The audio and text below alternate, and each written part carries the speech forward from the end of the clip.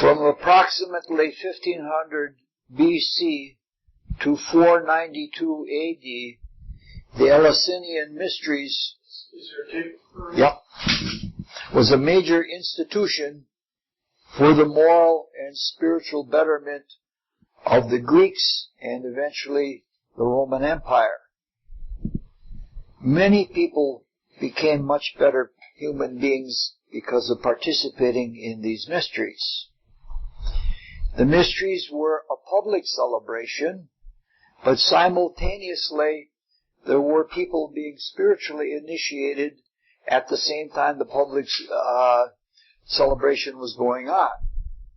And even that's so with the modern mysteries. I had a friend tell me once that in the Rosicrucian group along the East Coast, there was a woman that hosted things at her house, and her husband was always skeptic. And at one time he was initiated right while things were going on in the house, and even though he was skeptic, he was ready more than everybody else in the group was. But at any rate, the public activity was open, but the secrets of the mysteries, very little is known of them, and for something that lasted over 1,000 years, it was one of the best kept secrets of the ancient world, so that we have very little to say what went on in the inner mysteries. It was said that if you revealed the secrets of the mysteries, that was punishable by death, which doesn't sound very uplifting to me, but I don't know. They were called Eleusinian because they were celebrated in a little tiny town right outside of Athens called Eleusis. They were begun in around 1500 BC, you don't know exactly when, by the cult of Demeter. Demeter was the sister of Zeus, and she was the grain goddess and the goddess of nature. And not nature in general, but of cultivated nature. And the ceremonies were based on the myth of Demeter and her daughter Persephone. Now it's a much, much longer and much more complicated myth than the myth of Orpheus, which we talked about last evening. Persephone, the daughter, who some call Kore, was abducted by Hades. And Hades was the god of the underground and of the dead. And he took her into Tartarus, which was the name for the underworld. What happened was that the earth opened up, and he with his chariot, drawn by black horses, had his arm around Persephone and took her down into the underworld. Demeter was very taken aback by all of this, and she searches the whole world over for her daughter. Along the way, she has many adventures, and she came in disguise through Eleusis, and while she was there, she served King Celes, and the queen's name was, one of those impossible ones for me, Metanera, roughly. And she was a wet nurse for an infant prince named Demophon. They had a lame daughter that was named Iambe. Now all of these things have special meanings to them. Iambe means lame. And in all of the different mysteries, like for example in the mysteries of Heracles, they chanted poetry to dactylic measure. And dactyls were the fingers, and they would press the fingers of the bones in their fingers as they chanted the poetry, and that was part of the ritual. Iambe means limping, and that indicates the pace of what we now call iambic pentameter. So you can see that in the ancient times, all of the mysteries were chanted or sung or something like that. But anyway, the lame daughter, Iambe tries to cheer her up because she's very disconsolate. So she starts reciting naughty poems to her. And that doesn't help. So they had an old dry nurse there called Babao, and she did all kinds of naughty skits in order to cheer her up. And this is actually esoterically where naughty jokes come into the mysteries, because naughty jokes were to test to see whether you really were pure or not, and they all were double entendres. They had meanings on several levels.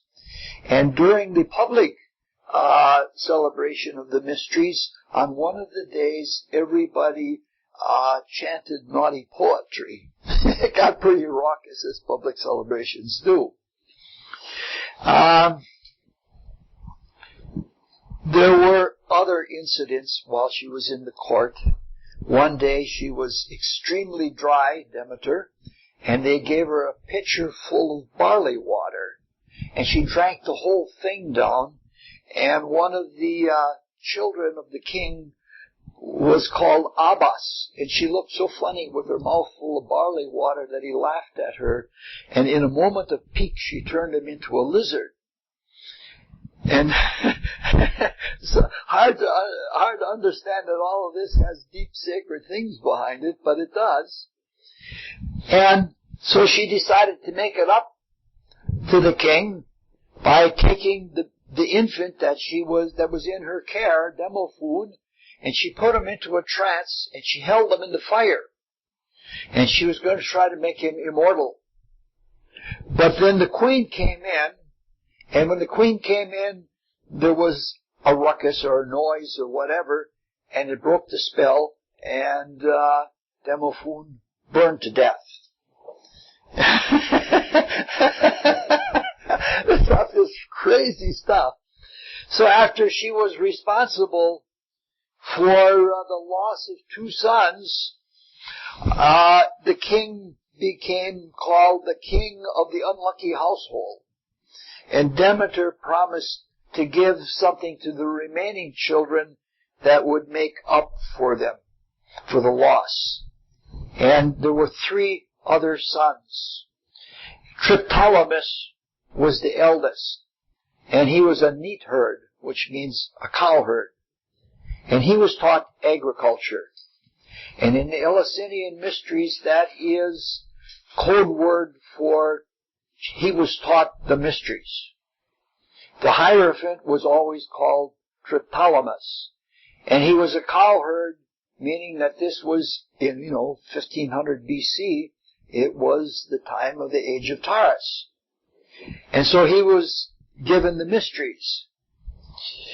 Eumolpus, the next son, was a shepherd, and he was given the gift of mystical song and music. And so in the Eleusinian mysteries, music was a very, very big part, including chants and poetry and things like that. And Eubuleus, the final son, was a swineherd, and he was given the office of magician. In fact, it became a custom in ancient Greece that the swineherds were always magicians and had those kinds of powers. Triptolemus, when he was given the gift of the mysteries, he became clairvoyant. And he saw through the disguise of Demeter, and he knew why she was grieving, and he told her that 10 days earlier, Eubuleus was out with his pigs when the earth opened up and all of his pigs were lost into the chasm. And then somebody with black chariot and black horses came by with a woman. You couldn't see the face of the man, because you never could see the face of Hades, because he wore the helmet of invisibility, and you couldn't see his face. But at any rate, he was taking an abducted maiden, and they surmised that it was Persephone. Eumolpus, Eumolpus, when he hears this, is so saddened that he writes a piece of music that is called a lament, and that lament is part of the Eleusinian mysteries hundreds of years later, in fact, even thousands of years later. At hearing this account, Demeter goes to Hecate, who is the sister of the sun god, Helios. And Helios, because he's in the heavens, is Helios who sees all and knows all. And they asked him, is this report true? And he said, yes, it's true. So what happens then is Demeter goes to Zeus, who is her brother and the king of the gods, and the father of Persephone. She married her brother, this common.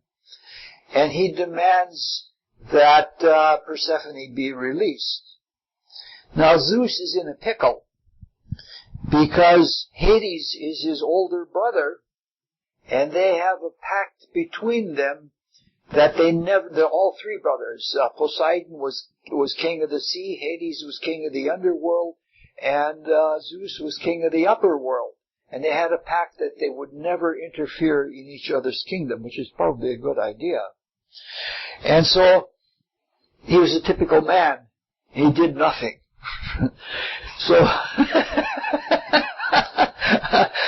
Demeter then refuses to let anything grow on the earth. And Zeus realizes this is serious, because soon he won't have any humans to worship him. So he sends Hades to see his brother, sends Hermes to see his brother Hades. And Hermes, the messenger, which we call Mercury, is the only god that can go into the underworld. And he's very persuasive. And he's so persuasive that he gets Hades to say, yes, you can have Persephone back, provided she has not eaten any food of the dead. But the gardener in the underworld says, she ate 7 pomegranate seeds. And so Hades refuses to let her go. Demeter is still disconsolate, and she won't break. She won't let anything grow. So Zeus appeals to the ultimate authority, Mama.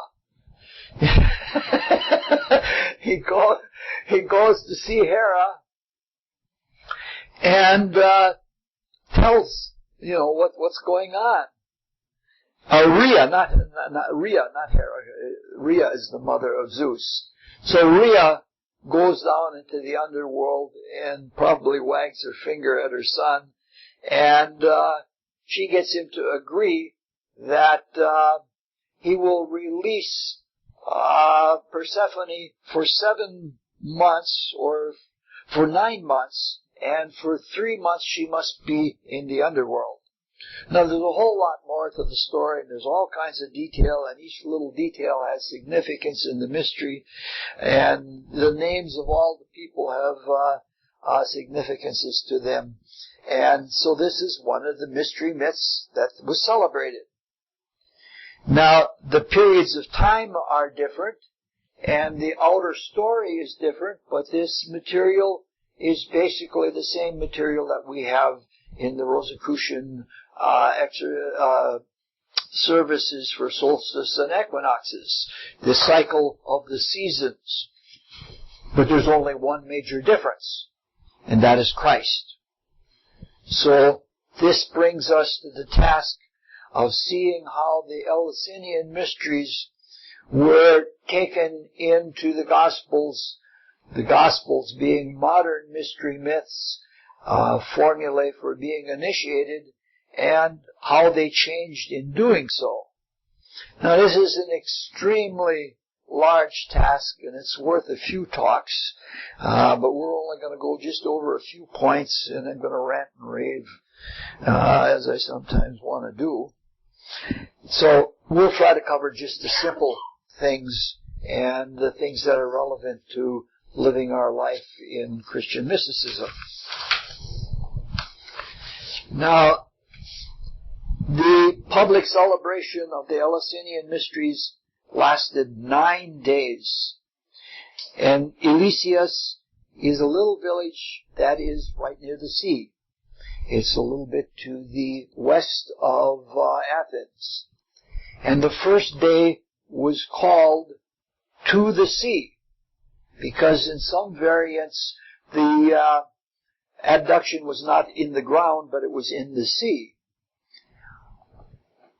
On the first day of the celebration of the Eleusinian mysteries, to celebrate the remembrance of Eubulius, they drove pigs down to the sea. And sometimes they had little pig cookies and they jammed them in clay jars, like that was the chasm. And this was all symbolic of what had happened. And this was very meaningful to the people.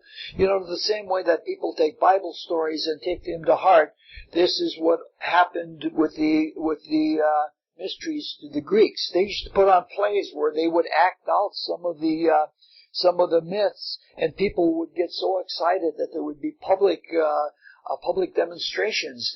They were so moved by it. But at any rate, this is clearly a reminder of something that is found in all of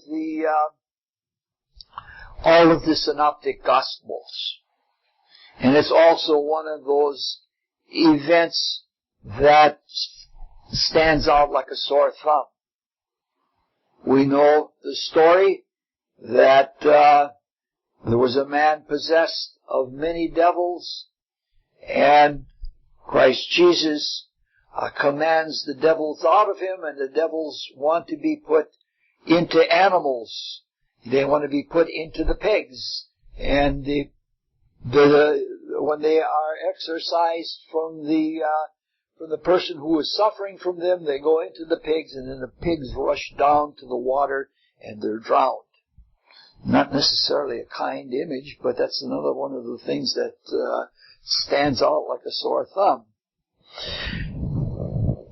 This is another case where the mysteries from the ancient world were taken into Christianity, but at the same time they were made obsolete. Eubulius was given the office of magician. And in Greece, the magicians were called swineherds. And they were men of great power and of great social status. But in Christianity, the office is different. There is no office. Things are done differently, and each and every one of us can become a magician. Each and every one of us can become an exorciser. It states clearly that when Christ gave the disciples his charge, he charged them to heal the sick, preach the gospel, and included in that was cleansing people of evil spirits. Christ is from the life spirit. And the life spirit is beyond any conditioning of any kind. All the conditioning belongs to the worlds below the life spirit. The life spirit is a region of love, unconditioned love, and unconditional love. It's unformed.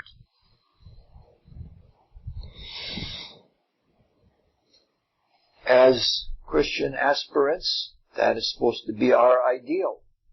That we give love and that we give it without condition of any kind. We're all supposed to be equal in Christ. In fact, there is the biblical proscription from Christ that no one is to be called the Father. Of course, the Christian Church immediately went against against the will of Christ and called their officials fathers. In fact, they're not even supposed to be officials. In Christ, everyone is friends. Everyone is equal. When a teacher from the Rosicrucian order comes to a candidate who's ready for initiation, the first words uttered are, "Hello, friend." With the human spirit, which is where the race religions and their individual mystery schools come from, it's different. There is differentiation. There is specialization. Some people are neat herds, some people are shepherds, and some people are swineherds, so to speak. In the new way, there's wholeness. All of us are generalists. All of us are capable of all things. And we are all one in altruism. Christian mystical initiates are not specialists. They all have all powers. They may have some talents from their personality, but not in the mysteries. So once again, we find that the Christian mystical outlook is completely new. Completely new. And the way to initiation is open to everyone. Now, beside being incongruous, there are a lot of other strange things about this little vignette from the Synoptic Gospels that are hard to understand. If you look in the Gospels, there are a lot of cases of possession and exorcism. Many, many more than we hear of nowadays. So that leads to sort of a two-part question. Is it just a matter of a different belief system that they had the need for so many exorcisms? Or are things different now? Are there less people being possessed? Now these are worthwhile questions, or a two-part single question, and it may take more time and more ability than I have to try to answer these. Max Heindel and other modern clairvoyants say that things definitely are different in our times. The way the Rosicrucian philosophy describes it, our focus in the inner worlds has waned as our perception in the external world has increased. And the first thing that we lost as we became outward was connection with the deepest part of the spirit. A lot of people had and still do carry a psychic ability or a lightweight clairvoyance from those ancient times, but it isn't like St. Paul says that we used to be able to see the Godhead. And 400 years ago, Jacobema said exactly the same thing. We should all, by taking efforts, be able to see all the way to the Godhead.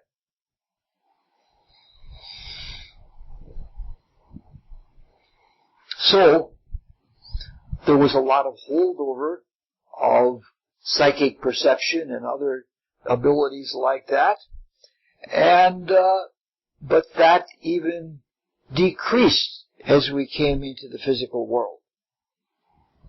So this left us without deeper spiritual connection, the highest variety. That took us away from our source, and that left us insecure. And we became more aware of the physical world. When the physical body died, that was a big event. And that left us in a place that there was a great deal of fear of death. And what happened is that a lot of people in their insecurity, when they found out that they were dead, they didn't have a physical body anymore. They took the first physical body they could get a hold of, whether it was another human or whether it was an animal. And the thing of it is, it's like this refrigerator here. There's that magnetic lock that holds it shut. And the etheric body is polarized similarly, so that when people got into these bodies, they got, through the polarization of the ethers, they got locked into the bodies. And what happened was they had to live until the animal died. But the insecurity hadn't gone away, and often they would leave one body and jump into another. Max Heindel tells us that in the early times, the times of the early cult of Demeter, that in those times, the first clairvoyants, they couldn't see so deeply into the spiritual worlds that they could see the whole life cycle. But they saw many people leaving the body in death and then jumping into an animal body, and this is one of the ways that the transmigration of souls came to be a theory. There is another interpretation to the transmigration of souls, but that is what was happening. The insecurity and fear of death produced that. Of course, there were other beings that were malicious, outright evil, if you like to use that word. I usually don't. But they learned all sorts of occult secrets, and they developed a very strong will so that they were impervious to being healed by the purgatorial existence. So they found ways to take over the bodies of other people and inhabit them until they died, and then they would take another body. And this is what we seem to be seeing in this little vignette from Christ. They're pleading with Christ Jesus that they be allowed to enter the swine. However, even though they're malevolent, they had a different reason for being fearful. They didn't want to leave here either. But they were, they didn't get their wish completely. The swine ran down the hill into the water and were drowned. Now, if you look at the details of these stories, of this story from the different points of view of the Synoptic Gospels, what happens is they recognize a great power in Christ Jesus. They could feel the power. I doubt that they could see that this was the incarnated Christ, because I didn't think they had that kind of power to them. But they recognized the authority of Christ, because even the different Pharisees and Sadducees recognized the power. They said, "This is somebody that speaks with power. What is this all about?" They didn't understand it either. So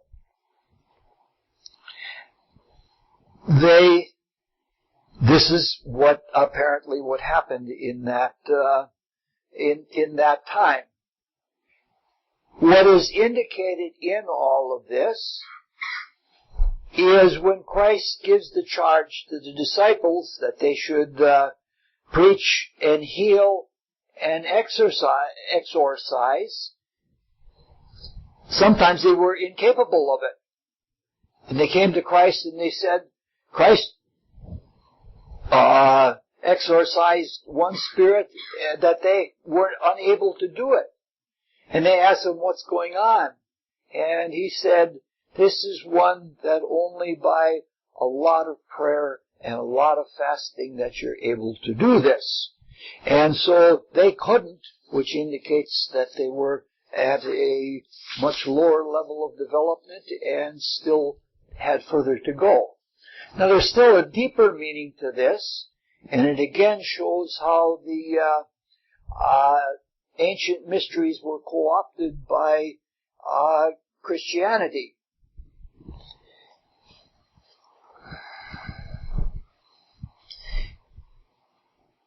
We just mentioned these evil magicians who since the times of Lemuria practiced evil magic, and they were incorrigible. And they defied the life cycle, and they remained here as an act of will, and they would steal energy from people so they could remain here, and they would possess people. They made themselves unfit for continued participation in the evolutionary creation. They were, as it is called in biblical lingo, they were cast into outer darkness, which means they were deprived of all of their vehicles that they had developed during evolution, and they were put into interstellar space to wait until there was another suitable evolutionary creation that they could start all over again.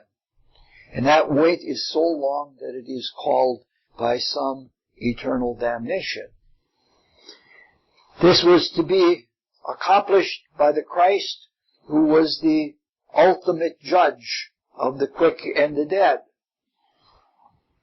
Interestingly, interstellar space has always been called the sea. So we can see that there's another deeper meaning that goes way beyond the Eleusinian mysteries, and it shows indeed that the way of Christ is a new way, and it is a very deep, a very profound way. This brings us to the other question, or the other half of the question. Is this a difference of a belief system or not? As to why there were so many possessions then and not now. We're all trying to grow spiritually. And we all very quickly learn that the desire body and the desire nature that we have built is a great impediment to our spiritual growth. The pseudo-self, which was meant to protect us until we could come into our own, has become very powerful. It is a lower nature that is cunning and it's subtle. And when we try to reform ourselves, it's not just a matter of getting rid of gross and base desires. And even that's difficult. That's only the beginning. The inner adversary will often distract us using those base desires so that we don't see the more important things. Some people, like myself, have a greed for food.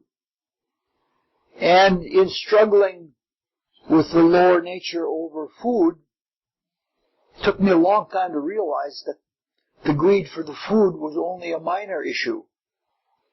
The selfishness and the egoism that was behind it is the much more important issue. This goes right back to the very beginning. The original sin, so to speak, was not merely the use of the sex function. It was the reason we did that. We were selfish.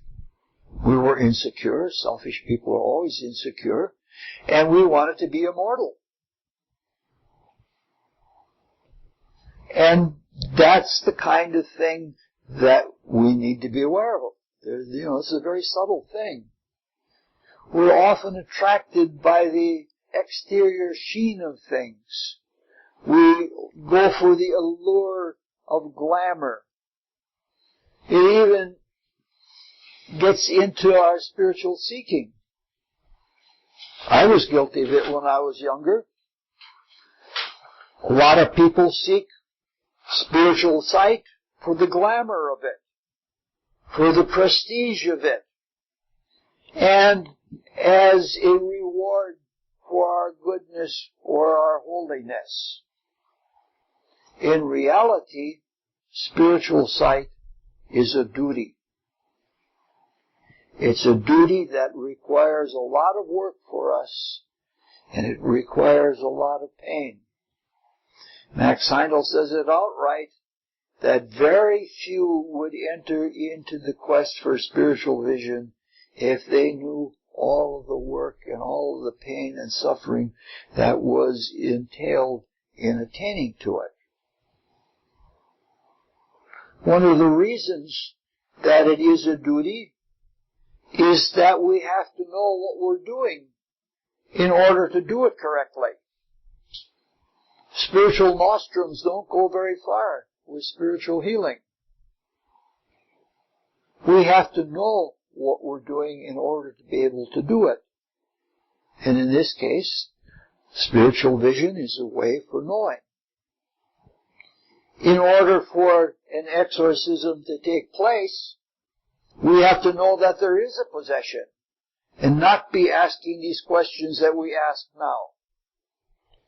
And that isn't easy to know without spiritual sight or a very special kind of intuition that shows us how we can see whether our intuition is right. The fact is about this that we're spiritually blind. And that is serious. Because what is seen with spiritual vision is more the cause, not the effects. What happens now in almost all of our medicine and almost all our social remedies and everything else is we're dealing with effects and we're not dealing with causes. We have to be able to see what is behind, what is within.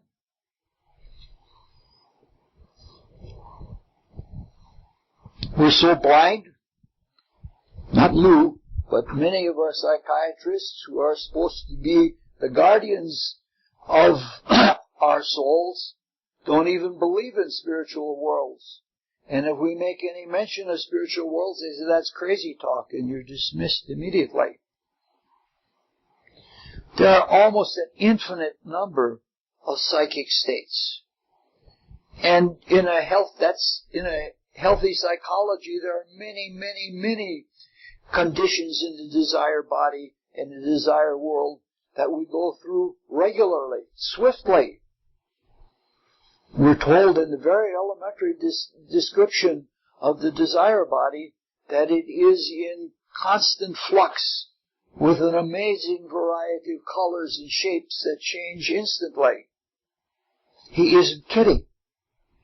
And all of these are representations of emotions, of different feelings that we go through inside of ourselves.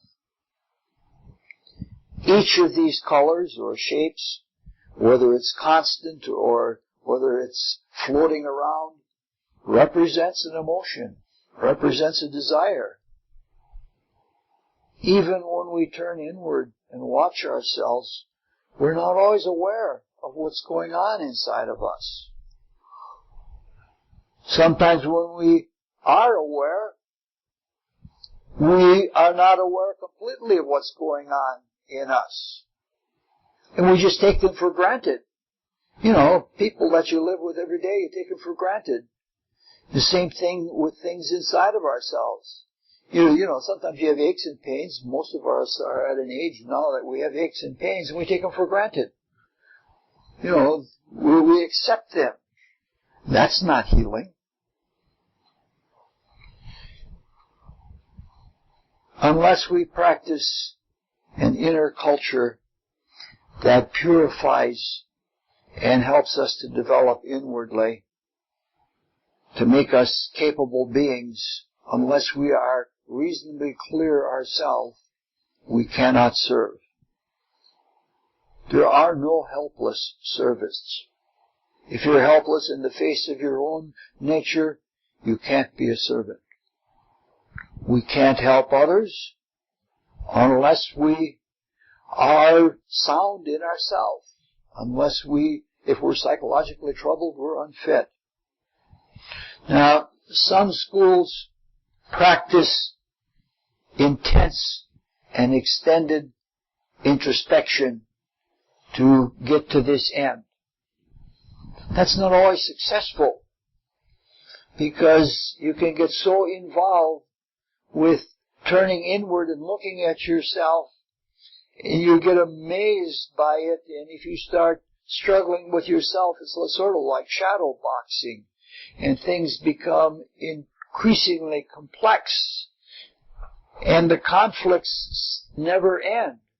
Some flat things, like if you have compulsions, you can't overpower compulsions, because the more you try to overpower them, the stronger they get. It's sort of like having something under compression. If you press it more, you increase the pressure. The lower nature shoots from the unconscious, and in its pseudo-selfhood, it understands that it has an advantage because we are unconscious of it and of the machinations that it uses to lead us around. So we have to struggle with this, and this struggle is necessary because this is how we grow. Max Heindel says it is in this internal struggle that we build moral muscle. But we have to be successful. We have to get somewhere, or the struggle is just for the sake of the struggle itself. And then there's that big danger of becoming preoccupied with ourself. And we're so involved with the spiritual struggle inside of ourselves that we don't think of other people. That's a big trap. Boy, you can be so concerned about everything in your own life, and everything becomes mountainous in its size, and there may be people around you that are really suffering that you're not helping. I think we all know people who are constantly talking about themselves, constantly involved with their woes, and a good deal of those woes could be overcome or transformed if they thought about people around them and interacted and helped the people around them. There are psychological names for all of these conditions, like narcissism and things like that, but names are just names. The chief tool that the Rosicrucian Fellowship uses for working with this struggle to become successful is called retrospection. It's a simple exercise, a very deceptively simple exercise. At the end of the day, one lies down and reviews the events of the day in reverse order.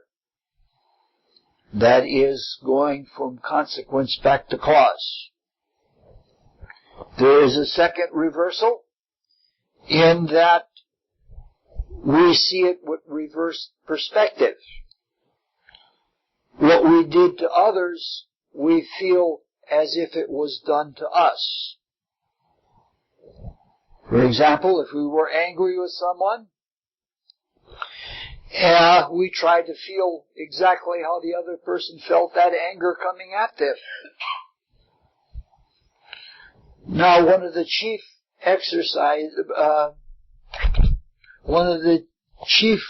objectives of this exercise is by seeing things from consequence back to cause, by seeing things from reaction back to action, you can neutralize them. And in every event, we have energy bound up. And that energy produces an experience. Even if we're just emoting, there's an experience in that. And when we neutralize that, in the very process of doing that, with self-conscious recognition, we extract the experiences from that event and we take it into our inner being. You could call that unfeeling. It would be really nice to use the word refeeling, except there is no such word called refeeling. Maybe we ought to start a new word and call it refeeling. So, we don't carry around a lot of charged up emotions. I remember one time when I was going through the divorce, I had all kinds of charged up emotions in me. And somebody said something, and I blurted something out. And the guy turned to me and said, "Boy, are you all carrying a load of stuff around?" And it was true. We do carry a load of that stuff. If we're not careful, we let it sink into the unconscious, and then we have to wait till after death before it comes out. So, this is the way the retrospective exercise works. And it's done deliberately. Now, one of the advantages that retrospection has over introspection is that one is working objectively with the facts of what has happened. And we're not just struggling with our own shadow being, our own shadow boxing. The events of the day are factual. We actually did those things, or we actually neglected to do those things, or sometimes we really helped someone. Not to pat ourselves on the back, but it's history just as much as the bad things we do. I think probably everybody in this room has tried the exercise. It's a very difficult exercise because it's so easy to fall asleep. When we review things backwards, things unwind. Just like an older person looking back at life, when they go back like that, that lifts them out of the body and they become ripe for death when death comes along. When we go backwards, it takes us out of the body, and since we are not awake in the inner worlds, we fall asleep. Now that pseudo-being, that lower nature that tries to grab a hold of our waking self-consciousness for its own, that tries to use the body for its own ends, which are ends of desire, that knows what's at stake. It knows that if retrospection is successful and continues to be successful, it's going to lose its control of things. And it's smart enough to know that it's easier to lose the battle and not to lose the war. So it's all right. We'll go to sleep and we won't make the changes that are necessary. For long-term probationers, there are other difficulties, very subtle difficulties. I have spoken with others who are on probation in various places in the Western Hemisphere. And a lot of them feel, after many years of doing this, that there's little to retrospect. I remember talking with one probationer that literally said, "I have less to retrospect now." And at the same time, I never saw somebody do such selfish things on the highway, cutting other people off, taking their rights away, as if the person had the right to do that. Now, these kinds of statements are meant as statements of success. But it's a funny kind of success. It's like saying, well, I didn't have a temper tantrum today, or I didn't commit mass murder, and that sort of thing happens. These kinds of statements are probably the opposite of success. This is the kind of statement that's made by someone that thinks they're ready for initiation. And it's the kind of person that thinks that initiation is just going to happen to you, and that you don't live yourself or grow into initiation. A person can have a very quiet life and still have plenty to retrospect. Now, I said earlier, it is a matter of grace and of forgiveness and of love. You think about it, if you're in love, Lovers hang on each other's word. You know, a person can become despondent if the lover says something discouraging. The least little action is interpreted as though it were an earthquake or something like that. And that's how it should become with the spiritual path. We have an attitude that we think and say that we understand things, but the reality is that things are very subtle. And we have to learn to become subtle because a lot of little things that we're missing add up. Now, I'm a person that lives a very solitary life. There are a lot of days that I don't speak to anyone all day, not on the phone, not in person. Sometimes I meet friends at night when I'm walking.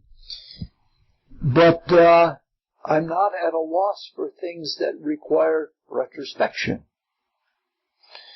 Because when I look back at things, even though I may not have had any interaction with anyone, I think about people. And when I look at my thoughts, there are attitudes. And those attitudes are not pure. And those attitudes are not wholesome. I don't mean to say that I'm a monster or anything like that, but there's enough there to be significant. Little attitudes like that coalesce by the law of attraction. And before you know it, you have little monsters. You have habitual attitudes of one kind or another, and soon everybody can see them all over the place, and they're a big problem to you. This is how we build structure. We build structure through very little things, and they begin to be either monsters or they become talents where we know how to put people at ease or make them feel better. If we don't take care of the negative ones, they become complexes. And sometimes the complexes become so strong that they become autonomous. And some people have almost like other personalities inside of themselves. So if we're talking about people who seem to be possessed, they may be possessed by things within them. They may be having forces that are projected to them from someone else that makes it seem like they're possessed. When you see somebody talking to themselves, you don't know. Are they just talking to themselves, or is there an autonomous inner agency? Is there a disembodied spirit? Is there an elemental, or is there an dissolved desire body from a past life? All of these are possibilities. And if we want to heal or help to heal people like this, as Christ commanded us to, we have to know. We have to be able to see. But even when we see, we have to understand what we're seeing. I'll give you an example from my own life. I have a friend that in a previous life, I believe, tried for initiation before he was ready. And he carried that characteristic into this life. And in this life, he always tried to do things that he couldn't do or that were too much. He crashed several cars. He would study a curve, and he knew just how fast you could go around that curve without crashing. And then he tried to exceed that.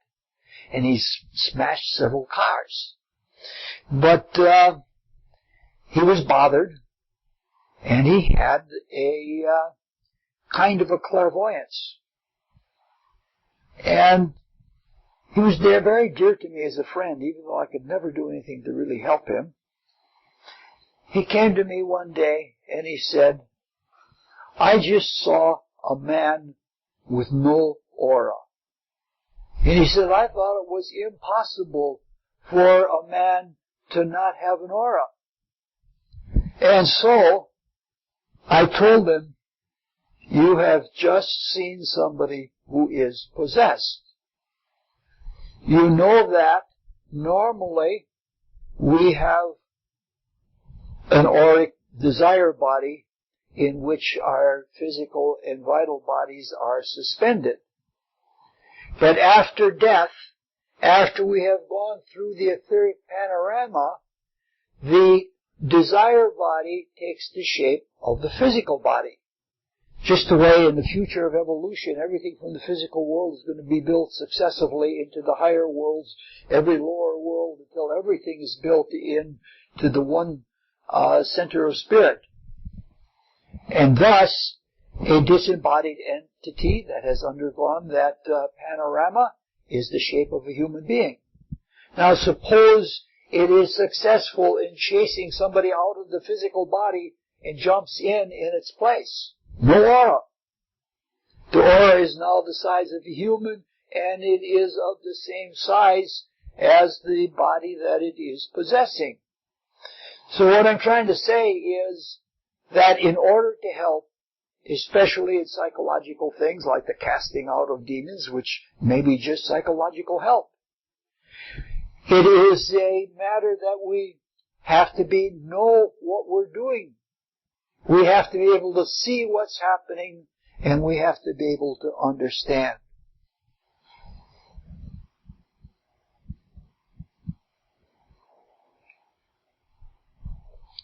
We need to educate ourselves.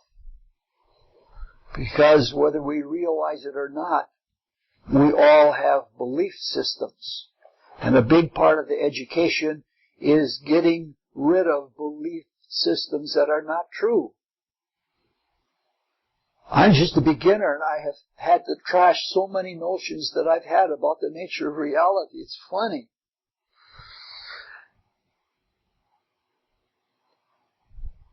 Should be obvious that the way we work with people now with psychological problems is not right. It's materialistic. Drugging people into passivity isn't helping anyone to be healed. Isn't helping anyone to come to understanding, self-understanding, and compassion. It's not to say there isn't any place for drugs, because there are places for using drugs. But there is a soul healing that has to take place beyond the drugs. If a person has a condition that they are out of it, so to speak, and they need to have a drug to be able to even function, they didn't get to be out of it by accident. There's something in that soul that needs help. To me, it's very sad that the shift in psychological medicine has moved away from the treatment by counsel and by treatment of helping the people understand themselves, and to the point now that it's almost exclusively by drugs. And we don't have to form an organization to do this. As spiritual students, our consciousness is our tool. We become skilled thinkers. In fact, it's easy to see we've been having a prayer meeting here on Sunday nights for at least 30 years.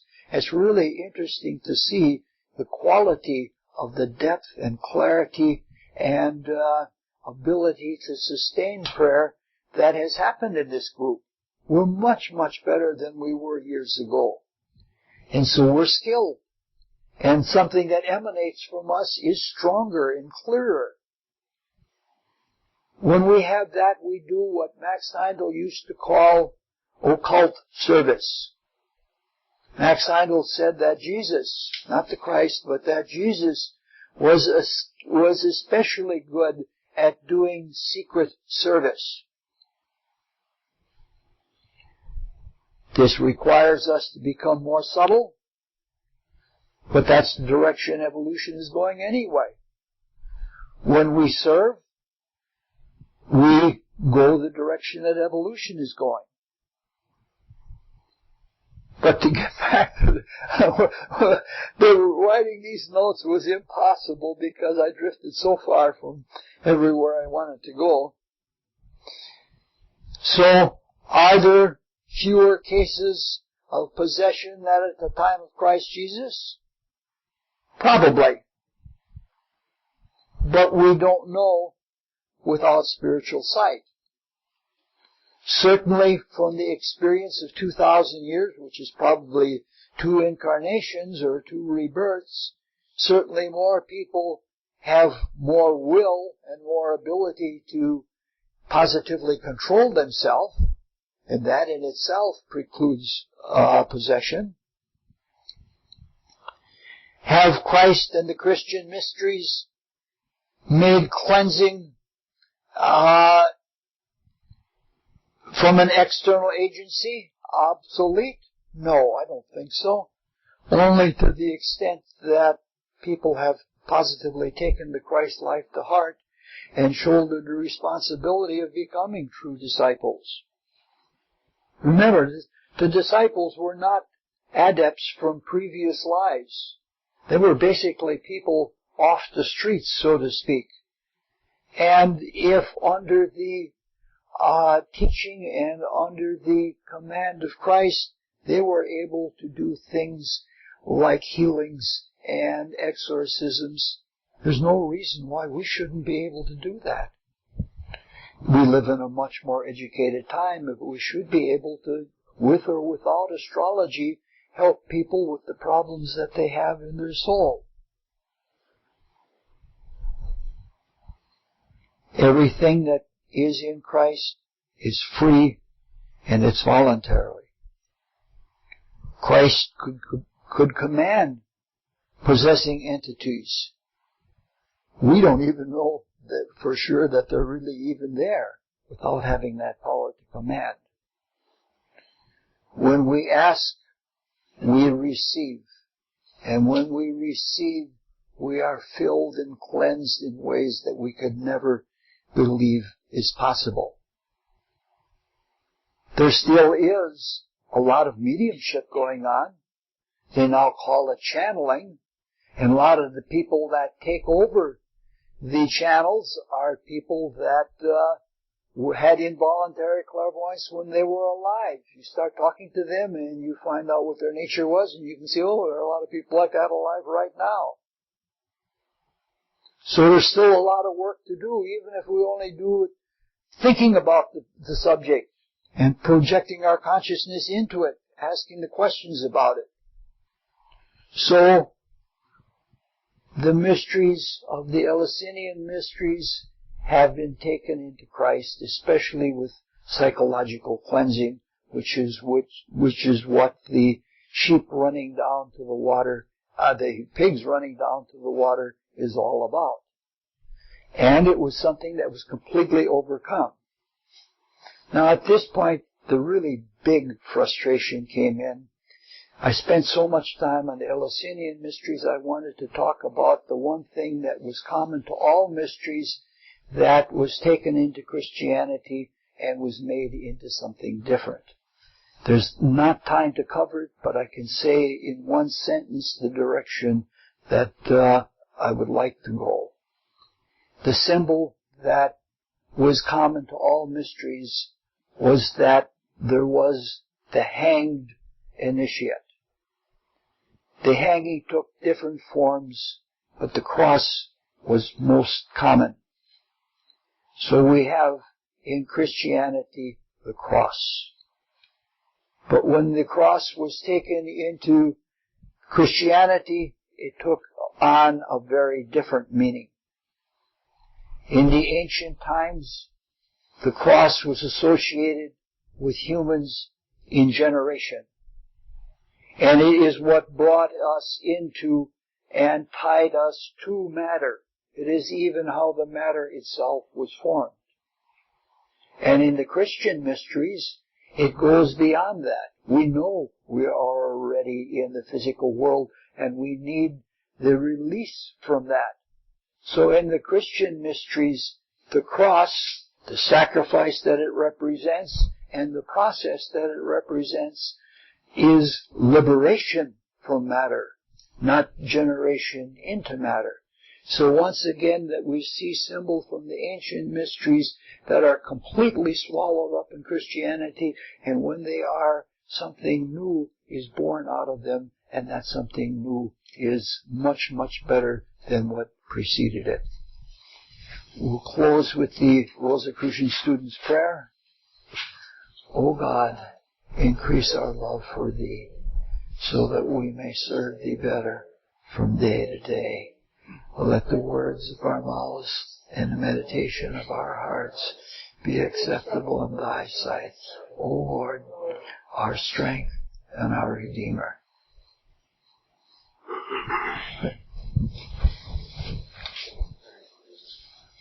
I'm done!